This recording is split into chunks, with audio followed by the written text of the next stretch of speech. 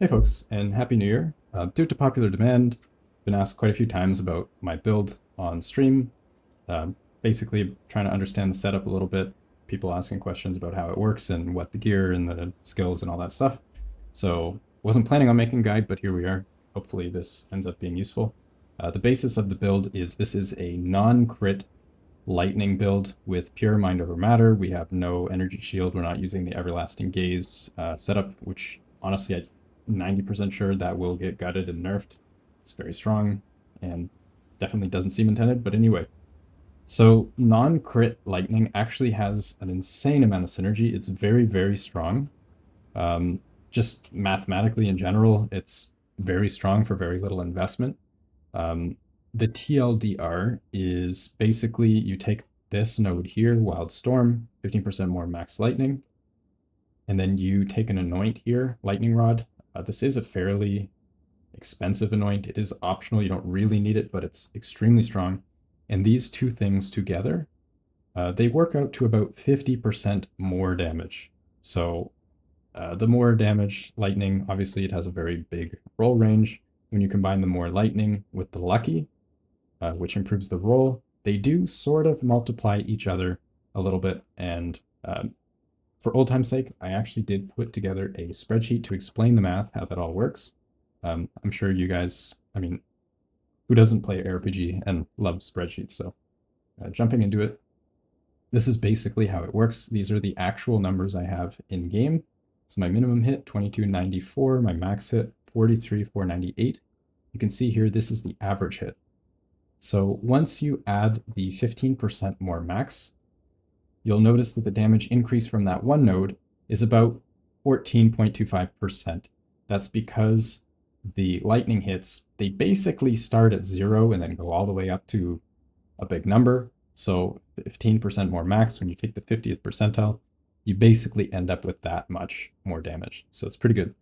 Where things get really crazy is when you combine it with the lucky, which basically takes it from a half or 50th percentile roll to a 2/3, or you could say like a 66.7 percentile roll. You go up to almost 50%. So individually, this works out to about a 30% increase. But when you combine the two, they sort of multiply each other, have crazy synergy, and for just those few nodes, 50% more damage. So it's important to consider when you're working on a build.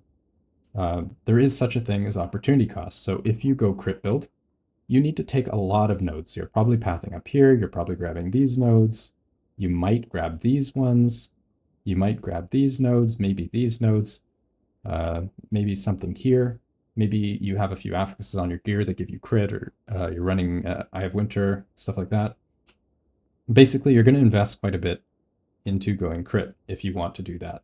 And that comes at a cost. Like you're not grabbing other nodes anytime you take crit nodes. So the idea of this is all you need is just a little bit of pathing here. You grab these nodes, then you anoint, and that's pretty much it for 50% more damage. And then everything else you have, you get cast speed, you have lightning cast speed, you have chains. All of this stuff becomes much more accessible because you're not spending all your points on crit. The same mindset is why I went with mana over energy shield. So I didn't do everlasting gaze, I didn't spec into any ES, and I have a pretty big mana pool considering my gear investment. So my gear is not anywhere near as crazy as a lot of the people you see making content. This character actually only have like 4 days, 20 hours. I'm pretty sure a lot of that is actually AFK, but it's besides the point. So this isn't a super geared character. It's pretty strong, but far from crazy. And yeah, our damage is already very high. So anyway, back to the point of the numbers. So yeah, that's where we're at right now. 114,000 tooltip here. This does not include the lucky hits. It doesn't seem like this is getting calculated in these numbers. I don't think it knows how to do that. But either way, we have quite a bit of damage. We're totally fine. You can easily get way more. But yeah, let's jump into it. So I have a difficulty 4 Twisted Domain prepared, just as a showcase of the build. Then we'll talk a little bit more about it after that.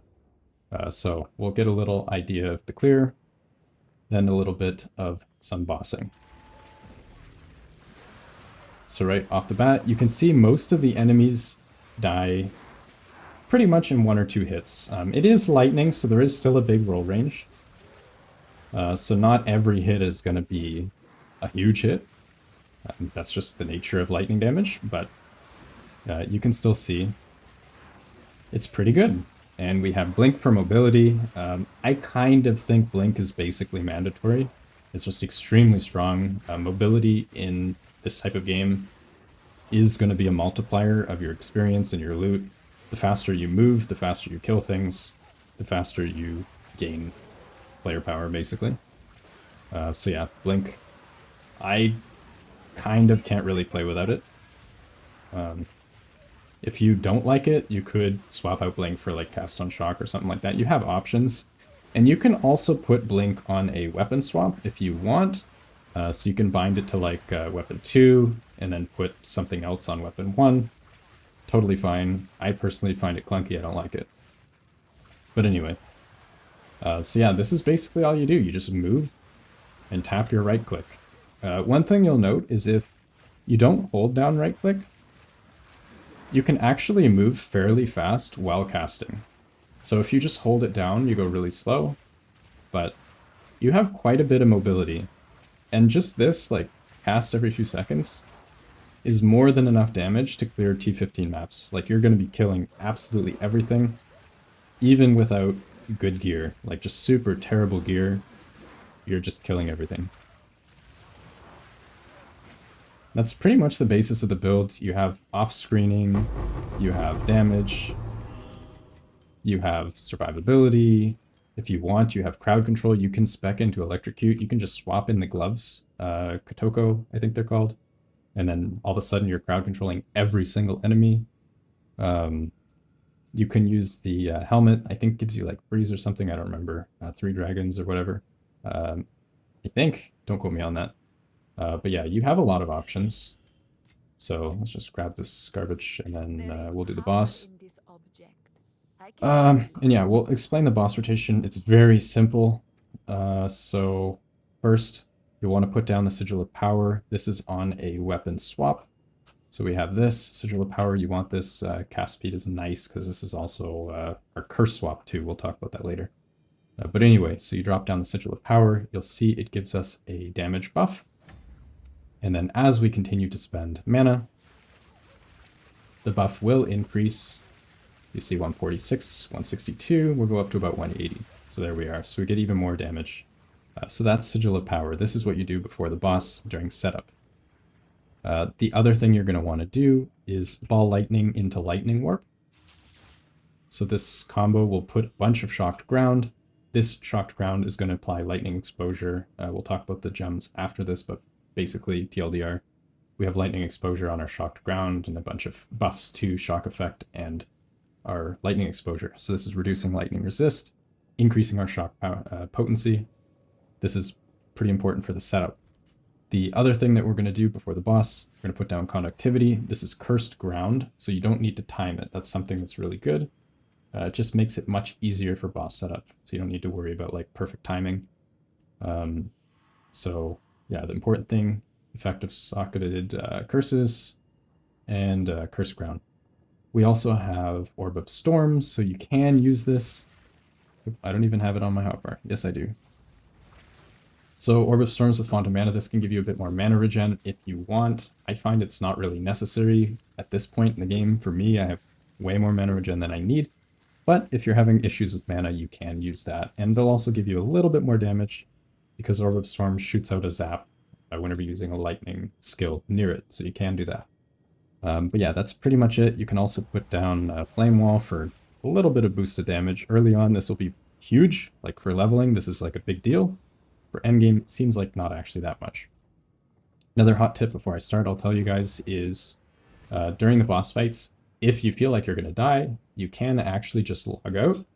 And then when you log back in, you can go through the portal and the instance will still be there. You can just go back in and continue the boss fight. I probably won't need that, but it's just a tip for you that might save you some keys. Anyway, let's do the setup. Here we go.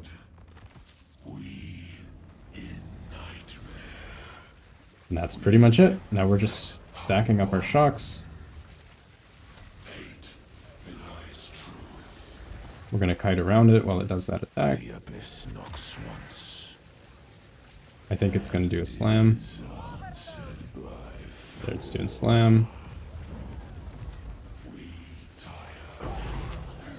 And that's pretty much it. There you go. There is a boss with 30 million health.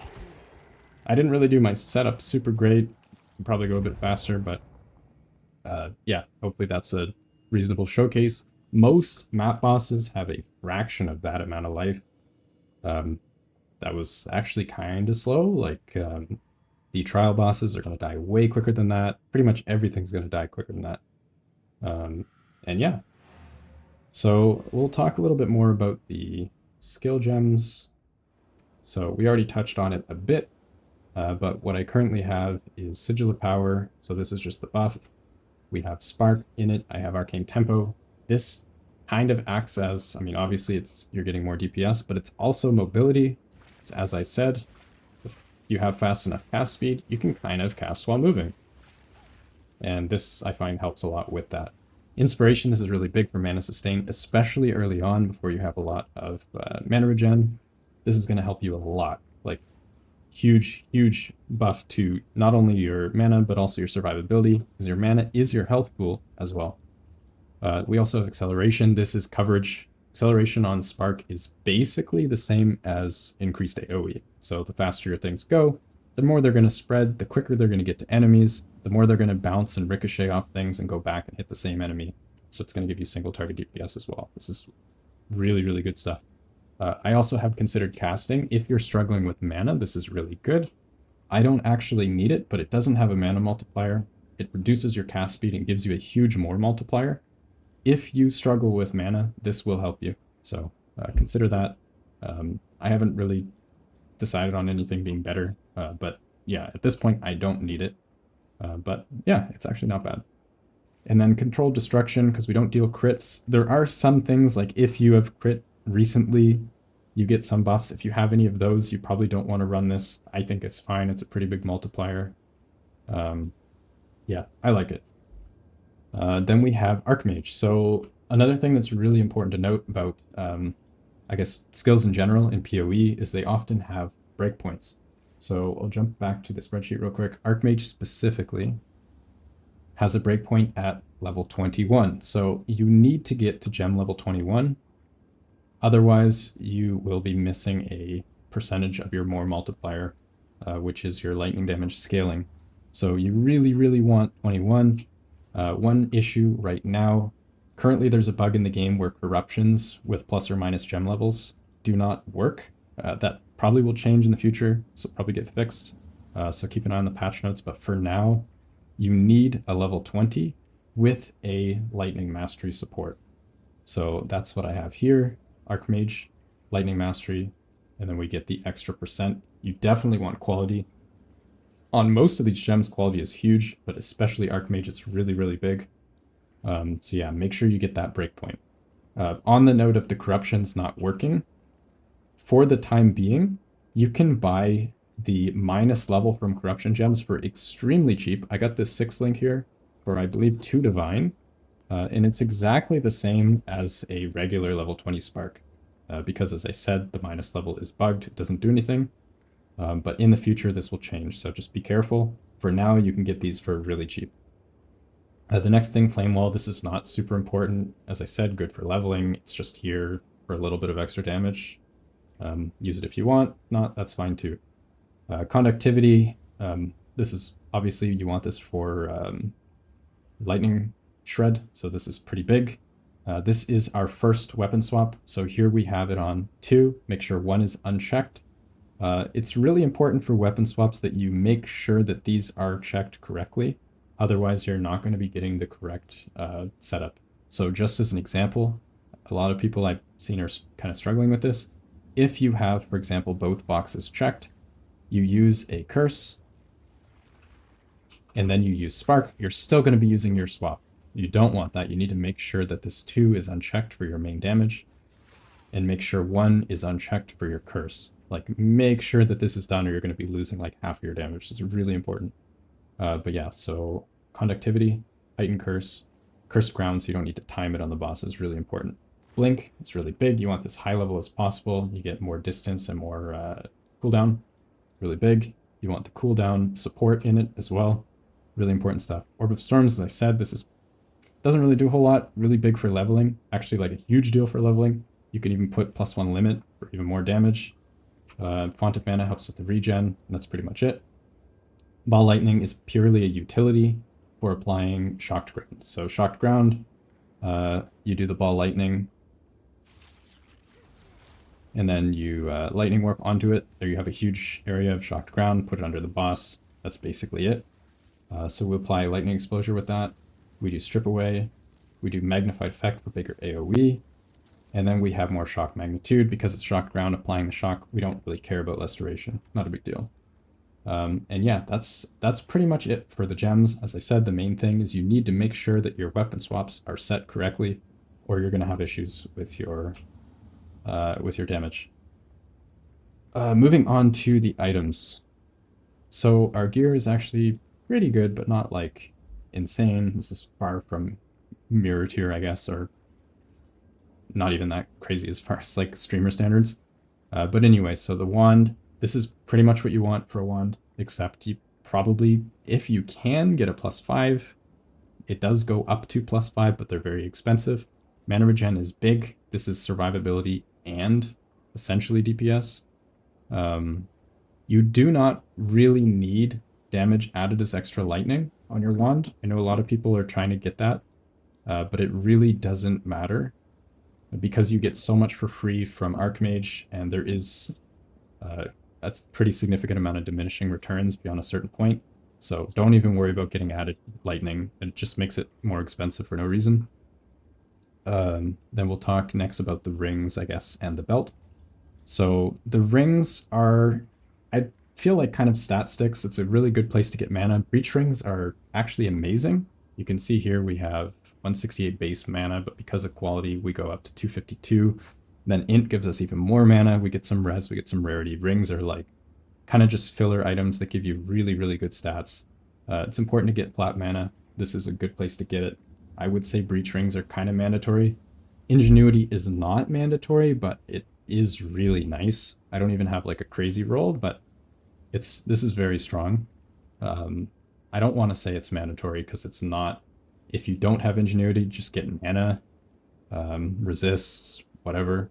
Just like typical belt stuff, maybe plus charms if you want. Get more charms. Charms are pretty valuable. But yeah, this is just multiplying the rings. So we have over 500 flat mana on here. This is multiplying it by 1.65, so probably close to 1,000 or something like that. But yeah, these are really good. Not mandatory, but strong. And then moving on to, I guess we'll talk about the boots. So one thing that's really important to note about this build is because we're not running Energy Shield, we cannot take advantage of the nodes like Icebreaker. So Icebreaker, maximum ES as additional freeze threshold. There's some other ones for stun and stuff like that. Yeah, like this one. So you get some stun stuff. Because we're pure mana, we don't really get to take advantage of that. There are some options like stun threshold, or you can get on jewels, 25% stun threshold if you haven't been stunned recently. So you can stack those and get enough using your life here because we're not CI. So you could get a pretty reasonable amount of stun threshold just by stacking. But I find it's kind of not really necessary. You're not really getting hit. But yeah, so on that note, freeze duration reduced, I think is pretty strong. This pretty much solves my issues. I don't really have any problems with freeze. I don't really need a charm. Boots is a good place to get it. These are strong. Move speed, I feel like, is basically mandatory in this game. It's pretty strong. I can't really see myself playing without it. A lot of mechanics you can't even avoid without move speed, like some boss abilities and stuff like that. Pretty important stuff. So next, I guess, just talking about spirit in general, I think it's really important to get at least 160 spirit. Doesn't really matter how you do it, but you probably want to because of how strong blink is. And that kind of involves your helmet, your chest, and your amulet, how you want to do that. So technically, You can get 60 spirit on a rare chest, so that is possible. If you could get that with like a crazy amount of energy shield, that would probably be best in slot, I would think. But otherwise, that's going to be really expensive, hard to get. This chest is a pretty good alternative, probably cheaper than an insane rare one. But yeah, this gives you 50. And then you can also get spirit from a corruption on a helm. So this is what I have, plus 21. So that together gives me 70, which allows me to run blink with clarity. So a little bit of extra mana regen. And then the reason why I kind of like doing this, getting the spirit not on the amulet, is because the amulet is probably the hardest piece to get good rolls on, because there's just so many different affixes available to amulets. So I didn't want to get the spirit here, but you can. It's also an option. It is possible to get 60 plus spirit on the amulet using the implicit. So one of the base types does have spirit. So you could just do a weighted sum search, search for all the things you want, and do like minimum 60 spirit between implicit and explicit, and then just go shopping and find something if you want. That's an option. But yeah, basically this unique has a bunch of percent max mana. You have 10% from the gems itself, 5% per socketed. So that's 25 plus 10. This is 35% increased max mana just from the chest. Then we have, yeah, so the helmet.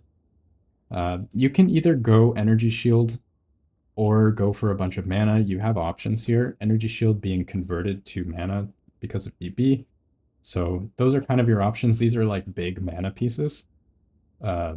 If you want, you can go like, I don't know how much, yes, you can get on a helm, probably like 500 or something. I don't remember. But yeah, with a chest, you can get over 1,000 energy shield. One thing that's really important to note about min-maxing your mana pool is there is diminishing returns on flat mana versus max mana. So you don't want too much max mana, too much flat mana. You want a mix of the two. So just as an example, if I was running Dream Fragments, which I'll just show what I'm talking about here. So Dream Fragments has percent max mana. This is a ring, cannot be chilled or frozen. Very, very good. Also very expensive. If you have this, you probably do not want to be running both the helm, or sorry, both the chest and the shield like I am here, because these both get percent max mana. If you ran Dream Fragments, you probably want to drop the chest, because I think the shield is insanely strong. But yeah, so we have 35% increased max mana on the chest. We have another, I'm trying to remember now. Yeah, so it's 7 times 6, is it? Yeah. So 42% increase here, a little bit here. Yeah, so we have probably close to 100% increased maximum mana. And our flats probably like 3,000 something. I don't remember exactly, but yeah, so that's the setup. For the amulet specifically, you probably want plus level of skills if you can. It's very expensive. 3 is going to be crazy expensive. And then attributes, whatever they are, is going to be good. Doesn't actually matter because the chest, if you're using this, you need dex and strength anyway. So if you get strength or dex, it just means you get less of it on the tree. If you get more dex on your amulet, you just change these dex nodes back to int, and it's all the same in the end. So yeah, that's kind of the basis here. These are all just stat sticks to get as much mana as possible. That's basically it. The goal is to cap your res, get 60 spirit, and get as much mana as possible. Beyond that, it doesn't really matter what you do. Yeah, so I guess the shield, I will say, this is honestly insane. I think the shield is like probably one of the best pieces for this build. Just the block alone is like surprisingly underrated because we don't have much armor. This gives us a huge amount of help with dealing with like physical hits and stuff like that. This goes a long way to our survivability. I didn't even realize how big of a deal it was until I started using it. We don't even lose damage because of how much mana it gives us. You can even put rarity in this if you want and go like full magic find. Yeah, the shield is just insane. The ES on it gets converted. The armor gives us a bit of DR. It's just really good in general. And then I guess moving on to our gloves, this is your filler spot. The gloves, you're probably going to want to get last. I personally think the gloves are the easiest to get stats on because the affixes are not really crazy. You kind of just want mana res, and then if you can rarity. You're probably not going to get that much ES on it. But yeah, I would recommend buying gloves last and then using this to fill out whatever you're missing. Because if you end up buying an amulet last, it's going to be really, really hard to find something super specific that fits exactly what you need. Probably want to buy the amulet first, or maybe like a helmet with a corruption or something, and then build around those pieces. Just keep in mind, whatever you buy first, you're going to have to build around it. So yeah, just be careful. And yeah, the weapon swap, basically all I really care about is Sigil of Power and cast speed. That's pretty much it. Nothing else really matters. We're just using it to pop the sigil down and apply a curse, and that's it.